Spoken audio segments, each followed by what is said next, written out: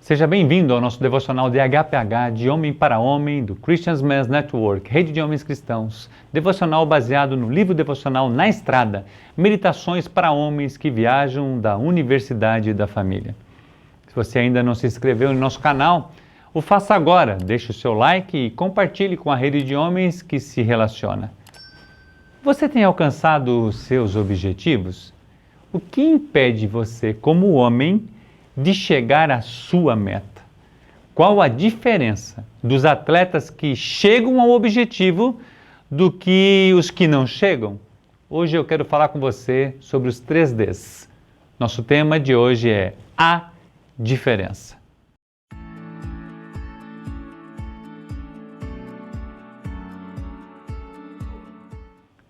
Tom Trask compartilha nesse devocional sobre os 3Ds: divino, desejo e disciplina.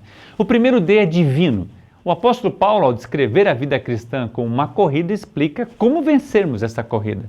Filipenses 3, 13 e 14 nos diz: Irmãos, quanto a mim, não julgo havê-lo alcançado, mas uma coisa faço, esquecendo-me das coisas que para trás ficam e avançando para as que diante de mim estão, prossigo para o alvo, para o prêmio da vocação, da soberana vocação de Deus em Cristo Jesus. Quando falamos da palavra divino, precisamos crer que através da fé em Jesus Cristo, pelo evangelho do arrependimento que se dá quando eu e você reconhecemos que somos pecadores, imperfeitos, e devido ao pecado estávamos destituídos da glória de Deus e condenados à perdição.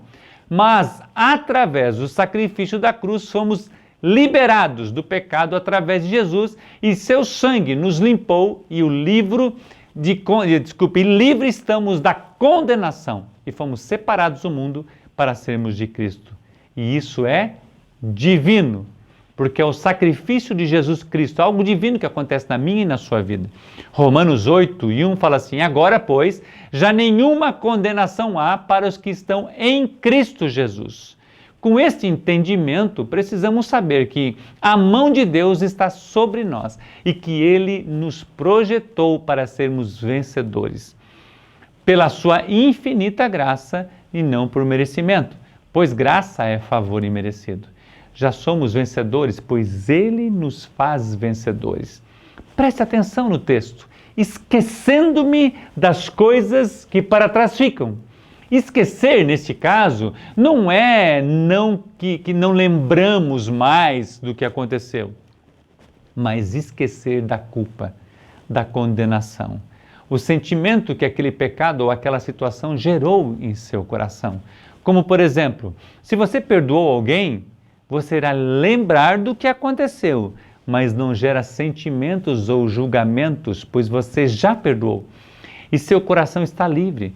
A mesma coisa acontece se você foi perdoado. Quando você vê a pessoa que lhe perdoou, o sentimento é de gratidão e não de vergonha ou de se sentir depreciado. Paulo escreve: esquecendo-me das coisas que para trás ficam. Se haver algum sentido, creio que ser necessário entregar isso na cruz de Cristo, se faz algum sentido para você. E ficar livre, porque Ele pagou o preço para nós.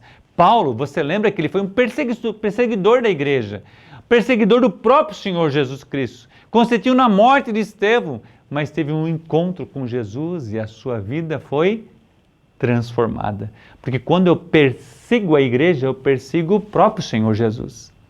Mas ele se arrependeu e teve um encontro com Deus. Para alcançar o alvo, vencer a corrida, você deixa todos os seus pecados na cruz. Fizemos um devocional sobre isso. E não permitir que o passado sirva de peso que atrapalhará a sua corrida. Ninguém vai correr uma corrida cheio de pesos. Jesus já pagou o preço por mim e para você. Lembram do jogador Ronaldo, conhecido como Fenômeno? Somente em assistir aquela cena dos seus joelhos se deslocando, já parece que dói em nós. Mas ele enfrentou a situação, buscou recursos médicos, se aplicou em cumprir as exigências médicas, treinou com esforço e esqueceu da dor e da lesão e se tornou campeão do mundo. O que tem travado a sua vida? O primeiro D é de divino, lembra? Jesus, o Filho de Deus, tem toda a autoridade para limpar seu coração, cravar seu pecado, cravar o seu passado na cruz, por mais complexo que tenha sido, e deixar você, ou melhor, e dar a você uma nova oportunidade. Eu amo isso no Evangelho. Seu sangue é suficiente para lhe purificar de todo o pecado e de toda injustiça. E Cristo nos dá a leveza de caminharmos seguro para alcançar a nossa meta. E o segundo D é desejo. Algumas pessoas afirmam que você tem que querer e que para isso você tem que esquecer os fracassos. E vimos que o texto nos fala, esquecendo-me das coisas que para trás ficam. Neste texto, Paulo ainda diz algo muito importante para mim e para você. Alcançando as coisas que estão à frente. Você jamais deve se contentar com o que já alcançou, pois Cristo tem mais e mais para você. A sua fonte é inesgotável, a sua sabedoria é ilimitada, a sua graça é abundante e prometeu estar conosco e nos revestir de seu poder. Tiago escreve que aquele que precisa de sabedoria, peça a quem? Peça a Deus, e esse dá liberalmente, sem pedir nada em troca. Esteja na condição de contínuo aperfeiçoamento, esticando-se para avançar, ou seja, dando o seu melhor, exigindo mais de você, buscando com mais intensidade, intencionalidade, eu gosto dessa palavra, com perseverança, pois vencedores não são aqueles que nunca falham, mas os que nunca desistem. Falhar não é a pior coisa na vida, mas desistir é. Do que você tem desistido? O que tem trazido frustração ao ponto de fazer você parar? Uma decepção na igreja local, com uma decepção com o seu líder, ou até com os seus pais, com o seu patrão, com a esposa, com filhos, com amigos, alguém que não correspondeu a uma ação sua, ou que exigiu muito esforço de você? Não sei o que possa ter acontecido, mas Paulo escreve assim para nós. 2 Coríntios 4, 17, 18. Pois os nossos sofrimentos leves e momentâneos estão produzindo para nós uma glória eterna que pesa mais do que todos eles.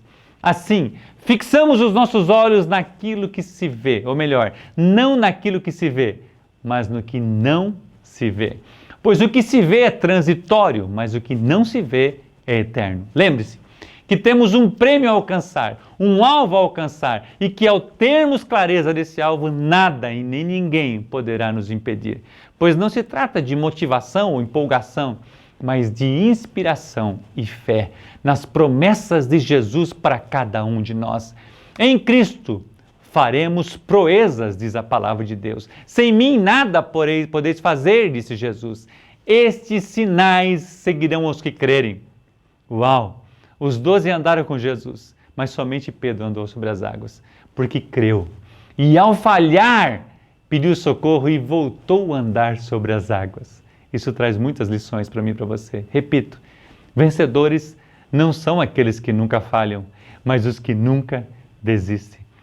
Deseje perseverar em aprender, em seguir o alvo que é Cristo Jesus. Edwin Cole escreveu: hombridade e semelhança a Cristo são sinônimos. Quero falar com você agora do terceiro D. O terceiro D é disciplina. Certa vez ouvi, se não estiver a fim de fazer ou algo lhe acontecer que venha frustrar você, ou algum tipo de desânimo querer lhe abater, faça por disciplina, pois ela vai sustentar você. Eu achei muito forte isso. Não estou a fim de fazer, mas por disciplina eu vou fazer. Os atletas que chegam à vitória são aqueles que são disciplinados, que negam a si mesmo e fazem mais que os atletas comuns fazem. Eles abrem mão de algumas alegrias que esses atletas comuns não abrem, como o que fazer com o seu tempo, o que comem, quem são os seus companheiros, os princípios e valores que norteiam as suas vidas, e decidem obedecer a palavra de Deus e serem seguidores convictos de Jesus Cristo. Segue algumas disciplinas que Tom nos sugere nesse devocional. Primeiro, diga não à tentação. Uau! Segundo, tenha cuidado de ter um tempo devocional diário. Dentro desse tópico ainda, leia a palavra de Deus diariamente. Dedique um tempo para orar diariamente. Terceiro, seja fiel em comparecer à igreja local e tenha comunhão com os que estão na mesma corrida para a vida eterna. Aqui quero reforçar a importância do currículo Semeando em Hombridade, pois nós estamos nessa corrida de sermos semelhantes a Cristo e queremos caminhar com você. Quem sabe você diz: Marcos, já fiz o homem ao máximo? Ótimo, mas Deus tem mais para você. Ele está interessado em revelar mais coisas para você, de compartilhar coisas novas, boas, de firmar o seu coração na verdade e lhe trazer constância no seu relacionamento com Ele. Eu já fiz todos os cursos, Marcos, mas eu quero convidar você, faça novamente, pois a Bíblia nos diz, em Provérbios 19 e 27, filho, se você parar de aprender, logo esquecerá o que já sabe. Quarto, seja uma testemunha de Jesus. Se você já participou de grupos do Currículo Semeando e teve a sua vida impactada por Jesus, torne-se um homem que ombreie com outros homens. Compartilhe o que Jesus fez na sua vida. Seja uma testemunha viva do amor de Deus. Quinto, seja uma pessoa de convicção. Porque quando eu aprendo princípios, eu me torno um homem de convicção e não me deixo levar por qualquer vento de doutrina ou qualquer desafio que aparece. Romanos 12:2 diz assim: não se amoldem ao padrão deste mundo, mas transforme-se pela renovação da sua mente para que sejam capazes de experimentar e comprovar a boa, agradável e perfeita vontade de Deus. Pedro ainda escreve que devemos crescer na graça e no conhecimento de nosso Senhor Jesus Cristo. 2 Pedro 3, 17 e 18 ainda fala: portanto, amados, sabendo disso, guardem-se para que não sejam levados pelo erro dos que não têm princípios morais e nem percam a sua firmeza e caiam. Cresçam, porém, na graça e no conhecimento